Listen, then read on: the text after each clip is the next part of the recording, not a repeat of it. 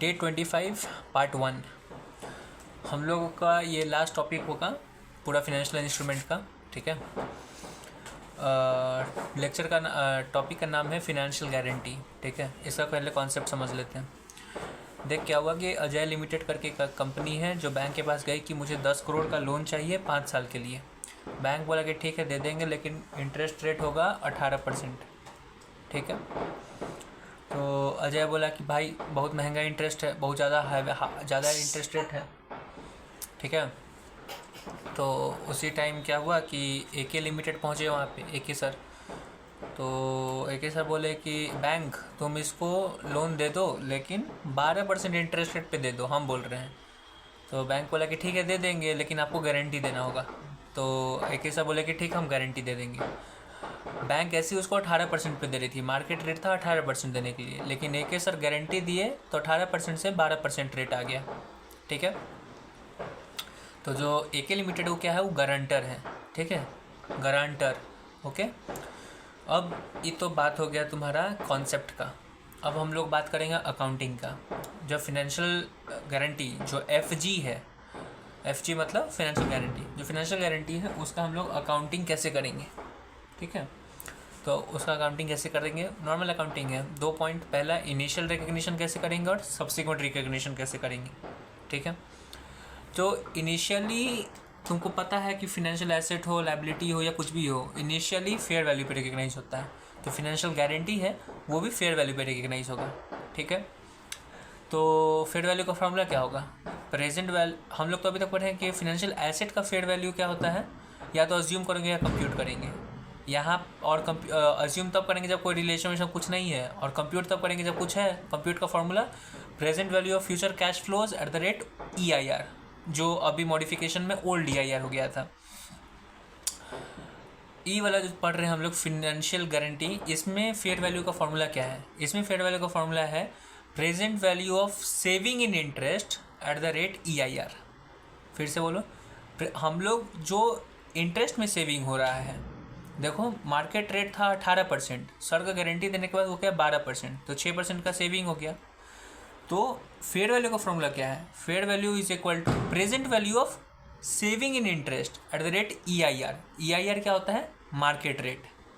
ठीक है, अब तुमको ये बात समझाने के लिए हम लोग चलते हैं अति पे, पेज नंबर 214 पे देखोगे नीचे, तो उसमें दिया हुआ है financial guarantee accounting. Financial guarantee का अकाउंटिंग कर रहे हैं, लेकिन किसके बुक्स में, गारंटर के बुक्स में। जो भी क्वेश्चन में एग्जाम आएगा वो गारंटर के बुक्स में ही आएगा उसका क्वेश्चन। ठीक है, तो सबसे पहले तो हम क्या बोले कि इनिशियली हम लोग रिकग्नाइज करते हैं फेयर वैल्यू पे। फेयर वैल्यू का निकालने के लिए हम लोगों को क्या चाहिए, present value of saving in interest at the rate EIR। तो पहले तो सेविंग निकालना होगा। तो सेविंग निकालने का फॉर्मूला, पहले ईयर लिख दो, जो इंटरेस्ट विदाउट गारंटी है, जो मार्केट रेट है, वो 18% था, तो 1.8 CR लिखा गया। 1.8 CR कैसे आया, 10 करोड़ का लोन दिया था ना, तो 10 करोड़ का 18% 1.8 CR, तो 18% वो है जो विदाउट गारंटी है। फिर एक लिखो विद गारंटी, तो विदाउट गारंटी और विद गारंटी लिख लिए। अब दोनों का बीच का डिफरेंस जो होगा वही सेविंग होगा। तो देखो सेविंग लिख दिए, सेविंग करके लिखा हुआ है, वही तुम्हारा बेनिफिट्स टू अजय हुआ।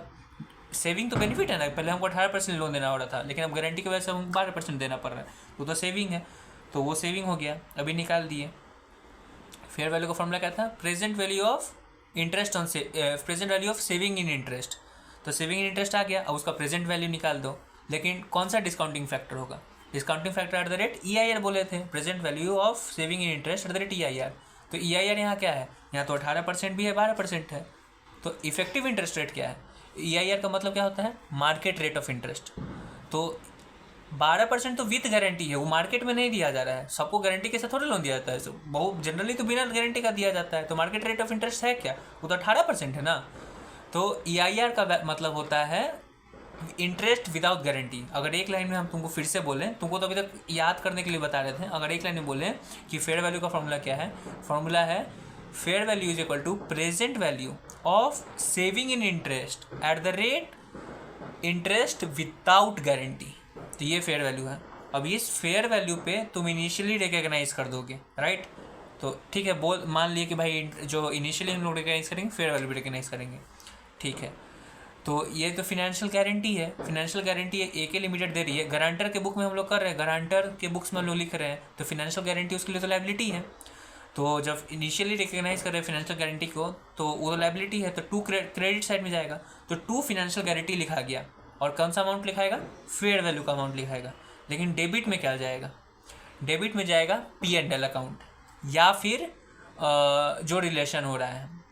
मतलब देख भाई, अभी तक हम लोग क्या पढ़ रहे थे कि इम्पेयरमेंट होगा तो PL में जाएगा, डेरिवेटिव्स कॉन्ट्रैक्ट होगा तो FVT PL से यूज़ होगा, और हेज होगा तो FVT OCI होगा। वैसे ही जब भी तुम्हारा एक क्वेश्चन फिनेंशियल गारंटी का आएगा, वो हर वक्त FVT PL से होगा। किससे होगा? हर वक्त FVT PL से होगा। तो जब हम लोग इनिशियली रिकग्नाइज करेंगे तो जनरल केस में लिखाएगा P&L account debit to financial guarantee. Value क्या होगा? फेयर वैल्यू का। ठीक है, अभी तो तुम लेकिन बोला था भाई PL या फिर जो भी रिलेशन टू फिनेंशियल गारंटी बोले थे, अभी बोल रहे किसी P&L account debit to financial guarantee. क्यों? देख भाई, generally P&L account to financial guarantee होगा, लेकिन जहाँ पे जो गारंटर जो गारंटी दे रहा है और जिसको गारंटी मिल रहा है, अगर दोनों के बीच में रिलेशन है, तो हम लोग उस रिलेशन का नाम लिखेंगे P&L की जगह पर। एग्जाम्पल दिया हुआ है तुम्हारा पेज नंबर 215 पे। देखो, पहला जो ऊपर देखोगे रेड पेन से लिखा हुआ है P&L account debit to financial guarantee 187,63026। अब P&L लिखा है रेड पेन से, और उसके साइड में FVTPL लिखा है। क्यों लिखा है FVTPL? क्योंकि अभी जो बोले हम कि जहाँ भी फिनेंशियल गारंटी होगा वो FVTPL से होगा, तो P&L लिखाएगा। क्लियर बात है। लेकिन जहाँ रिलेशन आ गया, नीचे देखो, assume in number of case AK limited अगर होल्डिंग होता और अजय लिमिटेड सब्सिडियरी होता, तो दोनों के बीच में तो रिलेशन है। तो जब रिलेशन होगा तो P&L नहीं आएगा, क्या आएगा? ये होल्डिंग और सब्सिडियरी का रिलेशन, तो क्या लिखाता है? Investment in subsidiary. तो अकाउंटिंग क्या होगा? Investment in subsidiary account debit to financial guarantee. यहाँ पे P&L टू फिनेंशियल गारंटी नहीं होगा, वो होगा इन्वेस्टमेंट करके। क्यों? क्योंकि यहाँ पे रिलेशन है। जहाँ पे रिलेशन होगा वहाँ पे ये दोनों आएगा, जहाँ रिलेशन नहीं होगा वहाँ पे P&L लिखाएगा। साफ बात, ठीक है। और जनरली यही रिलेशन होगा, ठीक है। एक और बात बोलना भूल गए हम, क्या कि जब हम लोग गारंटी दिए थे, AK लिमिटेड जब गारंटी दिया था, तो जनरली कमीशन नहीं लेता है, लेकिन कभी कभी कमीशन ले सकता है। तो इनिशियली तो रिकग्नाइज कर दिए P&L account debit to financial guarantee. अब जब कमीशन भी तुमको गारंटर को देना गारंटर को तो कमीशन मिल रहा है, हम लोग in the books of guarantor लिख रहे हैं, तो फिनेंशियल गारंटी तो पहले उसको लायबिलिटी तो उसका हम लोग कर दिए। अब कमीशन मिलेगा गारंटर को क्योंकि वो गारंटी दिया है, तो bank account debit to P&L कर देना, क्योंकि सारा बात तो FVPTL से होगा, इसलिए कैश टू P&L। ये तुम्हारा 215 पे ही देखो, जब नीचे देखोगे Day 1 का सेकेंड एंट्री में, ठीक है। अब हम लोग बात करते हैं क्या? Subsequent measurement. ये तो इनिशियल मेजरमेंट बता दिए। इनिशियल रिकग्निशन किस पे होगा? हम लोग का फेयर वैल्यू पे होगा। फेयर वैल्यू का formula present value of saving in interest at the rate क्या है? इंटरेस्ट विदाउट गारंटी, ठीक है। मतलब कि विदाउट गारंटी का जो भी इंटरेस्ट रेट है उससे डिस्काउंट करेंगे किसको? सेविंग्स को। तो जो भी हमारा वैल्यू आएगा वो फेयर वैल्यू होगा, उसी के ऊपर इनिशियली रिकग्नाइज करेंगे। एंट्री क्या होगा? P&L account debit to financial guarantee. P&L की जगह आ जाएगा इन्वेस्टमेंट इन सब्सिडियरी जब रिलेशन होगा, ठीक। अब आ जाते हैं सब्सिक्वेंट मेजरमेंट पे। अब जब तुम सब्सिक्वेंट मेजरमेंट में आओगे तो पहले अभी जो बोल रहे हो समझो, बाद में उसको धीरे धीरे समझ में आएगा। जो बोल रहे हो सुनो। क्या सब्सिक्वेंट मेजरमेंट का जो वैल्यू होगा ना, वो कैसे निकालेंगे? पहला निकालो। अब दो चीज़ को कंपेयर करके जो हायर आएगा वही सब्सिक्वेंटली उसको उस वैल्यू पे लिखना है, ठीक है। पहला क्या पॉइंट है? पहला तुमको अमोर्टाइज्ड कॉस्ट निकालना होगा, मतलब कि amortised amount of financial guarantee at year end. साल के एंड पे जो भी तुम्हारा अमोर्टाइज्ड कॉस्ट होगा उसको लिख लो, ये एक चीज़ हो गया। दूसरा, जो भी तुम्हारा प्रिंसिपल है ना, उसको तुमको मल्टीप्लाई करना होगा कि प्रोबेबिलिटी ऑफ डिफ़ॉल्ट, कि कितना डिफ़ॉल्ट हो सकता है। 10 करोड़ का सामान था, 1% हो सकता है कि 1% प्रोबेबिलिटी है कि डिफ़ॉल्ट हो जाएगा। तो कितना प्रोबेबिलिटी है डिफ़ॉल्ट होने का? 1 लाख रुपये का डिफ़ॉल्ट होने का है। पहला है तुम्हारा अमोर्टाइज्ड कॉस्ट, जो तुम्हारा फिनेंशियल गारंटी है उसका एक ईयर एंड पे क्या है अमोर्टाइज्ड कॉस्ट, क्लोजिंग बैलेंस क्या है वो ले लो, और जो भी तुम्हारा प्रोबेबिलिटी है डिफ़ॉल्ट होने का वो ले लो। अब दोनों के बीच में जो अमोर्टाइज्ड कॉस्ट है और जो डिफ़ॉल्ट का प्रोबेबिलिटी, दोनों के बीच में जो हायर होगा वही हमारा सब्सिक्वेंट कॉस्ट होगा, ठीक है। और तुम्हारे दिमाग में बहुत सारा क्वेश्चन आएगा कि क्या होगा, कैसे होगा, दिस दैट। तो पहले हम लोग बात करते हैं अमोर्टाइज्ड कॉस्ट जो ईयर एंड पे निकालना है, कि जो फिनेंशियल गारंटी हम लोग कुछ दिए थे उसको फेयर वैल्यू पे रिकग्नाइज किए थे। तो Day 1 तो हम लोग ओपनिंग जो LAT जब अब सुन, सॉरी फिर से बोल रहे हैं, तुमको तो बोल दे कि अमोर्टाइज्ड कॉस्ट निकालना है ईयर एंड पे फिनेंशियल गारंटी का, कैसे निकलेगा?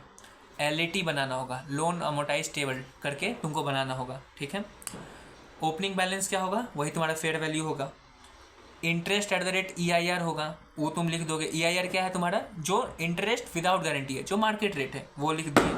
अब रीपेमेंट का कॉलम, तो यहाँ पे तो रीपेमेंट कुछ हो नहीं रहा है, हम तो गारंटी दे रहे हैं ना, कुछ तो हो ही नहीं रहा है, रीपेमेंट कहाँ कुछ हो रहा है।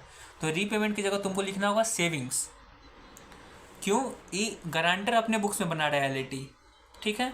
तो उसके लिए तो लोन एक लाइबिलिटी है, भले ही उसका पेमेंट नहीं दे रहा है, कैश नहीं हो रहा है, वो डिफ़ॉल्ट करेगा अजय तब होगा, लेकिन ये तो बना रहा है कि हो सकता है कि हमको देना पड़ जाए। तो ये जो तो हम लोग जो ओपनिंग में था कि 5 लाख, इसको 10 करोड़, इसको 187,6 समथिंग देना था, ठीक है। उसके ऊपर से इंटरेस्ट भी कुछ बन रहा था। अगर पहला ही साल कुछ पैसा नहीं देता तो प्रिंसिपल और इंटरेस्ट दोनों देना पड़ता एक ही लिमिटेड को। लेकिन हम लोग सोचे कि हम लोग जो सेविंग कर रहे हैं ना उतना वो रीपे कर रहा है, तो उतना वो रीपे कर दिया 0.6 करोड़। तो अब हमको कितना, हमको अब लाइबिलिटी बन रहा है, लाइबिलिटी हमारा बन रहा है जो क्लोजिंग बैलेंस है 161,40,371, इतना ही हमको अब देना है, क्योंकि कुछ अमाउंट तो दे दिया, भले ही वो अपना इंटरेस्ट कुछ और अमाउंट दिया होगा, लेकिन हम मान के चल रहे कि वो सेविंग दिया है कुछ पैसा मेरे लिए। अब क्या है कि हमको नहीं पता, हम मान के चल रहे कि जो भी सेव हो रहा है ना उसको, उतना वो पेमेंट हम अपने तरफ से उसको बोल रहे हैं कि जा रहा है, ठीक है। तो रीपेमेंट की जगह लिखाएगा सेविंग्स और क्लोजिंग बैलेंस आ जाएगा, ठीक है। तो ये क्या है? ये तो क्लोजिंग बैलेंस है। अभी जब कंपेयर कर रहे थे तो पहले बोलते क्या, पहले क्या बोलते हैं? Amortised cost on year and, तो ये जो क्लोजिंग बैलेंस है वही है, ये तुमको पहला कंपेयर आ गया। दूसरा प्रिंसिपल इनटू डिफॉल्ट रेट, तो प्रिंसिपल तुमको दिया हो रहेगा, क्वेश्चन में दिया जाएगा, डिफॉल्ट रेट भी क्वेश्चन में दिया जाएगा। तो दोनों का जो हायर होगा ना उसको तुम डाल दोगे, उसको तुम लोगे कि सब्सिक्वेंटली उसको, मतलब वही वैल्यू पे सब्सिक्वेंटली रिकग्नाइज होगा। इनिशियली फेयर वैल्यू पे रिकग्नाइज किया डे 1, अब साल का एंड आया तो कुछ वैल्यू पे रिकग्नाइज करना होगा ना। तो ई कौन सा वैल्यू होगा? वो हायर होगा तुम्हारा ACM अमोर्टाइज्ड कॉस्ट में, अमोर्टाइज्ड कॉस्ट या फिर डिफॉल्ट का जो प्रोबेबिलिटी है, दोनों का जो हायर होगा उस पर रिकग्नाइज होगा। 187 पे इनिशियली रिकग्नाइज किए थे, अब उसका जब अथी तुम निकाला, क्या उसको कहते हैं, सब्सिक्वेंटली वैल्यू कुछ निकाला है तो 160 आ रहा है। तो 187 पे था, अब तुम 160 पे तुमको रिकग्नाइज करना है, तो तुमको क्या करना होगा? 160 तुमको लिखना होगा, एंट्री बनाना होगा कि P&L account debit to financial guarantee 160। अरे क्यों करोगे भाई मेरे? पहले से तुम्हारा फिनेंशियल गारंटी 187 पे दिख रहा है, और अब तुमको उसको तुम्हारा बैलेंस शीट में डे 1 तुम्हारा बैलेंस शीट में 187 पे दिख रहा है। अब ईयर एंड बैलेंस शीट पे तुमको कंपनी अकाउंटिंग बोल रहा है कि 167 पे उसको दिखाओ। तो 187 से 167 जाने के लिए तो फिनेंशियल गारंटी का वैल्यू कम करना होगा ना, राइट। कुछ वैल्यू पे 180 पे तुम लाए थे, अब उसका वैल्यू 160 ही दिखना चाहिए, तो वैल्यू कम करोगे तो 160 पे आ जाएगा। तो उसका एंट्री क्या होगा? फिनेंशियल गारंटी हमारा लाइबिलिटी था तो उसको कम करने के लिए डेबिट करना होगा, तो financial guarantee account debit to P&L क्यों करेंगे हम लोग? क्योंकि भाई जो फिनेंशियल गारंटी का फॉर्मूला हर वक्त हम लोग यूज़ करते हैं क्या? FVT-PL, इसलिए PL में जाएगा। तो तुम तो बोले थे कि जब रिलेशन होगा तो दूसरा भी जाएगा, यहाँ इररेस्पेक्टिव ऑफ रिलेशन है। जब तुम देखोगे यहाँ पे पेज नंबर 217, वहाँ का देखो नोट में लिखा हुआ है कि in subsequent measurement the increase या decrease in financial guarantee will be transfer to P&L irrespective of relationship, ठीक है। तो इसका तुम एंट्री मार दोगे, किसका? कि फेयर वैल्यू तुम इनिशियली कुछ और वैल्यू था, सब्सिक्वेंटली जब रिकग्नाइज करो तो कुछ वैल्यू आ रहा है, तो हो सकता है इनिशियली 187 हो और सब्सिक्वेंटली 200 चला जाए, तो तुमको फिनेंशियल गारंटी बढ़ाना होगा, तो टू फिनेंशियल गारंटी जाएगा। या फिर इनिशियल या फिर गारंटी का वैल्यू कम हो रहा है तो फिनेंशियल गारंटी डेबिट ही हो जाएगा। लेकिन जब जो जैसे कि डेबिट कर दिए या क्रेडिट कर दी फिनेंशियल गारंटी, कुछ दूसरा चीज़ को तो क्रेडिट डेबिट करना होगा, तो किसको करेंगे? P&L को करेंगे इररेस्पेक्टिव ऑफ रिलेशनशिप, ठीक है। कर दिए, क्यों किए? क्योंकि भाई इनिशियली कुछ और वैल्यू था, अब हमको कुछ और वैल्यू पे उसको दिखाना है, तो ऊपर नीचे करेंगे, बात हो गया, ठीक है। तो ऐसे करके तुम एंट्री दे दोगे उसका ऊपर नीचे करने का, बन गया। और एक और बात कि जब हम लोग कंपेयर करते हैं सब्सिक्वेंटली में कि एक तो अमोर्टाइज्ड कॉस्ट और एक प्रोबेबिलिटी, दोनों का हायर क्यों यूज़ करते हैं, उसका आंसर इसलिए है क्योंकि हम लोग कंजर्वेटिविज्म यूज़ कर रहे हैं। प्रिंसिपल हमारा जो प्रिंसिपल है वो कंजर्वेटिविज्म का है, क्या कि अगर लॉस ज़्यादा हो रहा है तो हम लोग लॉस ज़्यादा लेंगे, भले ही अगर रियलिटी में लॉस कम हो जाए उसका हमको मतलब नहीं है, लेकिन हम लोग लॉस ज़्यादा लेंगे। तो हो सकता है कि अमोर्टाइज्ड कॉस्ट हमारा 10 रुपया है और प्रिंसिपल और हमारे अमोर्टाइज्ड कॉस्ट है कि 10 रुपये हमको लायबिलिटी बन सकता है। इसका अमोर्टाइज्ड कॉस्ट क्या है? फिनेंशियल गारंटी हम लोग बना रहे हैं, फिनेंशियल गारंटी का क्लोजिंग बैलेंस कुछ आ रहा है, वही तो अमोर्टाइज्ड कॉस्ट है। तो हो सकता है फिनेंशियल गारंटी का क्लोजिंग बैलेंस 10 रुपये आ रहा है, हम लोग मान रहे हैं कि हमको लायबिलिटी बन रहा है 10 रुपये का, कि हमको देना पड़ जाए, लेकिन डिफ़ॉल्ट जो है, जो प्रोबेबिलिटी है डिफ़ॉल्ट का वो 1 रुपया का है। तो 10 रुपया और 1 रुपया, यही तो कर रहे हैं, अमोर्टाइज और डिफ़ॉल्ट प्रोबेबिलिटी दोनों का हायर ले रहे हैं। तो 10 रुपया है कि हो सकता है और 1 रुपया है कि डिफ़ॉल्ट का प्रोबेबिलिटी है। तो हम लोग 1 रुपया भी ले सकते हैं, कहा कि लाइबिलिटी तो कम दिखेगा, लेकिन नहीं, हम लोग कंजर्वेटिज्म यूज़ कर रहे हैं, ज़्यादा लाइबिलिटी यूज़ करेंगे। ठीक है, तो बस यही था मेरे भाई सब कुछ। और हाँ, एक और बात, जब तुम ये वाला क्वेश्चन बनाओगे, आगे इलस्ट्रेशन 127 है पेज 33.70 पे, उसमें बोला है कि सिर्फ 2 साल का तुमको काम करना होगा। ठीक है, तो जब तुम क्वेश्चन बनाने बैठोगे तो जब एल बना रहे हो, एल क्यों बना रहे हो, क्योंकि तुमको जब 2 सब्सिक्वेंटली मेजर करोगे तो कंपेयर करोगे। इस अमोर्टाइज कॉस्ट लाने के लिए तुमको तो थी एल बनाना होगा। तो जब एल बनाओगे पहला साल का, तो क्लोजिंग बैलेंस इसका आ रहा है 51,375, तो क्लोजिंग 51,375 है। तो तुमको तो पहला साल के एंड पे तुमको फिर से सब्सिक्वेंटली रिकॉग्नाइज करना है ना, तो पहला साल का जो एंड है उसका क्लोजिंग बैलेंस है 51,375 और डिफ़ॉल्ट का प्रोबेबिलिटी है 10,000 रुपया, अमोर्टाइज 51 और प्रोबेबिलिटी रिस्क 10, तो हायर क्या है 51।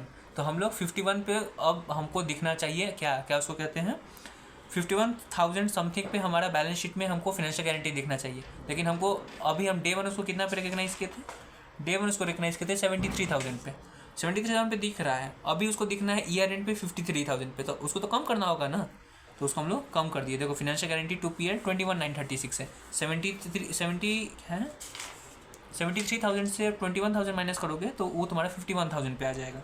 नीचे देखो बैलेंस शीट पे बनाया हुआ है, डे 1 फाइनेंशियल गारंटी 73 पे जा रहा है, फिर ईयर एंड पे तुमको उसको 51,375 पे दिखाना है। तो कैसे दिखाओगे, ऊपर से नीचे लाना होगा तो कम करना होगा, तो कम किया।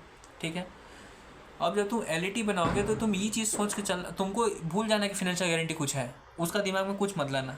एल जैसे बनता है closing balance opening balance closing balance opening balance, वैसे वैसे चलते जाएगा। ये मत याद रखना कि हम लोग किस वैल्यू पे रिकग्नाइज कर रहे हैं, क्या कर रहे हैं, क्या कर रहे हैं, उससे कोई मतलब नहीं है। हो सकता है कि जैसे कि तुम जब 31 मार्च 2013 का जब अथी बनाओगे एल तो उसमें ओपनिंग बैलेंस तो 51,375 है, क्योंकि उतना ही पे तुम्हारा फाइनेंशियल गारंटी दिख रहा है 31 मार्च 2013 का एंड का जब एल बनाओगे तो ओपनिंग बैलेंस 31 मार्च 2012 का होगा। तो 31 मार्च 2012 को तो तुम दिखा रहे हो 51,375 में, तो लिख दिए। लेकिन जब क्लोजिंग पे आओगे 31 मार्च 2013 का, तो वो आता है एल के हिसाब से 27,000। और जब उसको तुम जब एल का तो सेकेंड ईयर का जो क्लोजिंग है ACM है वो है तुम्हारा 27,000, लेकिन डिफ़ॉल्ट प्रोबेबिलिटी 30,000 है, विच एवर हायर। तो 30,000 तुम्हारा अब दिखेगा तुमको। अब तुम्हारा फाइनेंशियल गारंटी सब्सिक्वेंटली डिक्लाइन होना चाहिए कितना, 30,000 पे। तो 31 मार्च 2013 को 30,000 पे तुम्हारा फाइनेंशियल गारंटी दिखेगा। ठीक है, तो जब बैलेंस शीट तुम बनाया 31 मार्च 2013 को, तो उस पर तो फाइनेंशियल गारंटी तुम्हारा 30,000 पे दिख रहा है। ठीक है, क्वेश्चन सिर्फ 2 ही साल तक बोला था, मतलब 31 मार्च 2013 तक। लेकिन अगर 1 साल और बनाना पड़े 31 मार्च 2014 का, तो as per balance sheet financial guarantee 30,000 पे दिख रहा है। लेकिन जब तुम एल बनाए हो तो एल का 31 मार्च 2013 का तुम्हारा क्लोजिंग कितना है, 27,000 रुपया है। बैलेंस शीट बोल रहा है 31 मार्च 2013 को क्लोजिंग है 30,000, लेकिन एल बोल रहा है कि क्लोजिंग बैलेंस है 27,000। तो एल कैसे बनेगा, ओपनिंग बैलेंस 30,000 का बनेगा या फिर 27,000 का बनेगा। तुमको क्या बोले थे, एल जब बनाओगे तो भूल जाना फाइनेंशियल गारंटी कुछ भी हो रहा है। एल जैसे बनता है वैसे वैसे बनते चल जाएगा, बाद में तुम करते चल जाना। देख लो यहाँ पे हम ब्लू पेन से 30,000 जो लिखे हैं ओपनिंग में उसको काट दिए हैं और 27,000 ही लिखे हैं, क्योंकि वही क्लोजिंग बैलेंस है एज पर एल जैसे चल रहा है वैसे चलेगा, बैलेंस शीट जैसे चलना है वैसे चलेगा।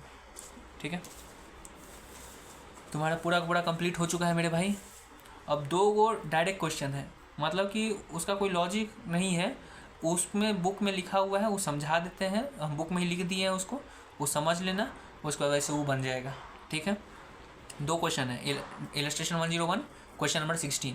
ठीक है, अब बात का लास्ट का बात सुन लो। अभी जो जितना हम तो वीडियो बनाए भी किए हैं, सर भी पूरा का पूरा अगला जो लेक्चर होगा उस सर 3 घंटा का लगातार बनाने वाले हैं। अभी क्या रिवीजन लेक्चर है पूरा फाइनेंशियल इंस्ट्रूमेंट का, तो वो सर यूट्यूब पे डाल दिए होंगे, बोले हैं या तो यूट्यूब पे डाल देंगे फ्री, नहीं तो जो ड्राइव होगा हमारा गूगल ड्राइव उस पर भी अपलोड हो जाएगा। और अनलिमिटेड व्यूज़ है, जितना बार चाहो देख सकते हो। ठीक है, पूरे के पूरे फाइनेंशियल इंस्ट्रूमेंट में 150 के आसपास क्वेश्चन है, जिसमें से सर जो LDR दिए हैं वो सिर्फ 22 को क्वेश्चन है। सर क्या बोले हैं कि 1 दिन लगेगा तुमको, 3 घंटा का लाइव आती है तुम्हारा रिवीजन लेक्चर है, और उसको छोड़ दोगे या फिर उसको कर भी लोगे तब भी तुम बाकी के दिन में तुम 1 दिन में पूरा फाइनेंशियल इंस्ट्रूमेंट कर सकते हो। ठीक है, जो भी क्वेश्चन सब दिया 22 क्वेश्चन में जो भी LDR है वो सारा जो टॉपिक है वो सब कवर करता है। ये नहीं है कि एक चैप्टर एक क्वेश्चन LDR में बहुत सारा टॉपिक आ रहा है, नहीं नहीं। जैसे बुक में, जैसे हम कॉपी में लिख के दिए हुए ना, लाइन बाय लाइन सब LDR जिसमें लिखा हुआ है LDR बनाते चल जाना, एक दिन में पूरा फाइनेंशियल इंस्ट्रूमेंट खत्म हो जाएगा। और ये आता है 20 नंबर का, 16 से 20 नंबर का आएगा। पूरा पेपर आता है 135 नंबर का, 135 बोल रहे 120 नंबर के आसपास का। तुम 100 मान लो, और 100 में अगर 20 नंबर आ रहा है तो 20% का पेपर है भाई। और तुम ये चैप्टर पूरा सब्जेक्ट ये चैप्टर पढ़ने के बाद तुमको एक बात पता है कि तुम एक बार रिवाइज करोगे हो जाएगा, बहुत ईजी है। सिर्फ 4 को तो स्टेप रहता है LET और ये सब बनाने का, और खटाखट एंट्री मारते चल जाओ, कुछ रहता ही नहीं है। तो ऐसी फाइनेंशियल इंस्ट्रूमेंट तुम्हारा कंप्लीट हो जाएगा, ठीक है। यही सब है बात। और हाँ, बुक मत खोलना, जो कॉन्सेप्ट बुक है वो मत खोलना, डाइजेस्ट जिसका नाम है वो मत खोलना फाइनेंशियल इंस्ट्रूमेंट के लिए। सिर्फ और सिर्फ तुमको अपना जो नोटबुक में लिखा हुआ है सारा कॉन्सेप्ट वो पढ़ना है, सर बोले, हम नहीं, ठीक है। और एक बात याद रखना भाई, ये सेफ्टी पिन है फाइनेंशियल इंस्ट्रूमेंट, सांप काठी नहीं है, याद रखना। ये सिर्फ चुभता है नहीं वो चीज़, ठीक है, और कुछ खास है भी नहीं। अब लाइन पे रहो, हम आगे वाला जो डायरेक्ट क्वेश्चन है वो बता देते हैं। 1 मिनट। हेलो भाई, देखो अभी हम लोग देख रहे हैं इलस्ट्रेशन 101 जो पेज 33.42 पे है। ये डायरेक्ट क्वेश्चन है, नोटबुक में दिया हुआ है, वो सुन लो बस, ठीक है, और पढ़ लेना। क्या हम अभी नहीं पढ़ रहे हैं, तुम ही पढ़ लेना, ठीक है, जब पढ़ना होगा। सुनो, 2 तरह का कॉन्ट्रैक्ट होता है, एक डेरिवेटिव्स कॉन्ट्रैक्ट, एक होता है एग्जीक्यूटरी कॉन्ट्रैक्ट। दोनों के बीच का डिफरेंस क्या है? डेरिवेटिव्स कॉन्ट्रैक्ट जो होगा उसका नेट सेटलमेंट होगा, ठीक है, और जो एग्जीक्यूटरी होगा उसका ग्रॉस सेटलमेंट होगा, ठीक है। तो जहाँ भी तुमको जैसे कि 3 को लिखा हुआ है, कॉन्ट्रैक्ट 1, कॉन्ट्रैक्ट 2, कॉन्ट्रैक्ट 3, तीनों में नेट सेटलमेंट हो रहा है, ठीक है। क्वेश्चन तुमसे पूछा है कि ये जो तीनों कॉन्ट्रैक्ट है उसमें से कौन सा डेरिवेटिव्स कॉन्ट्रैक्ट है, कौन सा एग्जीक्यूटरी कॉन्ट्रैक्ट है। अभी तुमको क्या बोले, जो भी डेरिवेटिव्स कॉन्ट्रैक्ट होगा उसका नेट सेटलमेंट होगा। तीनों का नेट सेटलमेंट हो रहा है तो तीनों डेरिवेटिव्स कॉन्ट्रैक्ट है, ठीक है। ये तो एक बात हो गया। ये हमला बेसिक लेवल है कि जैसे ही नेट सेटलमेंट हो रहा है, देखो लिखा हुआ है net settlement clause included in contract, yes yes yes, तो तीनों में नेट सेटलमेंट है तो तीनों डेरिवेटिव्स हो गया। ये बेसिक लेवल है। अब थोड़ा सा एडवांस लेवल समझा देते हैं कि एक ऐसा एक्सेप्शन है कि जहाँ पे वो नेट सेटलमेंट हो रहा है मान लिए, लेकिन तब भी उसको हम लोग डेरिवेटिव कॉन्ट्रैक्ट ना करके एग्जीक्यूटरी कहेंगे। ऐसा कब होगा? ऐसा तब होगा कि जब वो नेट सेटलमेंट हो रहा है और या फिर नहीं भी नेट सेटलमेंट नहीं हो रहा है तब भी, या फिर नेट सेटलमेंट हो रहा है और जो भी सामान का खरीद बिक्री कर रहे हैं वो पर्सनल कंजम्पशन के लिए यूज़ कर रहे हैं, अपने खुद से कंज्यूम कर रहे हैं, उसको आगे बेचेंगे नहीं, आगे कोई बिजनेस नहीं करेंगे, तब वो एग्जीक्यूटरी बन जाएगा। तो ये चीज़ तीनों कॉन्ट्रैक्ट में, कॉन्ट्रैक्ट 1 2 3 तीनों में तो नेट सेटलमेंट हो रहा है, ठीक है। तो अभी के लिए तो डेरिवेटिव्स है, लेकिन जब कॉन्ट्रैक्ट 2 तुम देखोगे, कॉन्ट्रैक्ट 2 का जब तुम पेज 33.43 पे देखोगे तो वहाँ क्या लिखा हुआ है, remaining contract are settle by taking delivery of oil sheet which are used for further processing. वो अपने लिए यूज़ कर रहा है, उसका आगे बिजनेस कुछ नहीं, वो खुद के लिए यूज़ कर रहा है। ये जो एग्जाम, तो इसको क्या बोल देंगे, ये एग्जीक्यूटरी हो गया, क्यों? क्योंकि खुद के लिए यूज़ कर रहा है। तो ये जो एक्सेप्शन है उसको कहते हैं हम लोग ओन यूज़ एग्जेम्पशन। ये एक्सेप्शन है, इसको कहते हैं ओन यूज़ एग्जेम्पशन, ठीक है। क्या लिखा हुआ है, if to be used and not for other purpose it is out of scope of 109 and it is not a derivatives contract, ठीक है, यही था। अब आ जाते हैं पेज नंबर 33.90, क्वेश्चन नंबर 16। इसमें तुमको क्या बोला है कि एक्स लिमिटेड है जो इशू कर रही है डिवेंचर्स, 1000 रुपये का एक डिवेंचर है, ठीक है, और ये ऑन मेच्योरिटी कन्वर्ट हो जाएगा 50 रुपये का एक शेयर में। 1000 रुपये का एक डिवेंचर है जिसको कन्वर्ट किया जाएगा शेयर्स में जिसका दाम 50 रुपया है। मतलब 1000 का एक डिवेंचर जिसका वैल्यू 1000 है, तो 1000, तो एक डिवेंचर के लिए कितना शेयर इशू करना पड़ेगा? 20 को शेयर, क्योंकि एक शेयर का दाम 50 रुपया है, तो 20 को शेयर करोगे तभी तो 1000 रुपया का एक डिवेंचर खरीद पाओगे, तो वैसे कन्वर्ट होगा। लेकिन बाद में कंपनी क्या बोल रही है कि नहीं भाई, हम 50 रुपये पे नहीं इशू करके हम 40 रुपये पे इशू करेंगे शेयर्स को। तो अब कंपनी को कितना इशू करना होगा? अब 25, अब उसको पहले उसको कितना इशू शेयर करना पड़ा था? 20 को, क्योंकि पहले 50 रुपये रेट था, तो 50 × 20 करेगा 1000, अब उसका रेट 40 हो गया, तो अब उसको 25 को शेयर इशू करेगा, तभी तो 40 × 25 1000 रुपया होगा। तो कंपनी को कितना शेयर इशू एक्स्ट्रा करना पड़ा इस डिसीजन की वजह से? 5 शेयर। 5 शेयर का वैल्यू क्या है? वो तो उस टाइम का कुछ वैल्यू है, अभी का जो वैल्यू है वो है 80 रुपया, तो 80 × 5 उसको एक्सेस कितना देना पड़ा है? 400 रुपये। ऐसे करके क्वेश्चन है, बना लेना, हो गया। फिनेंशियल इंस्ट्रूमेंट खत्म। Bye bye.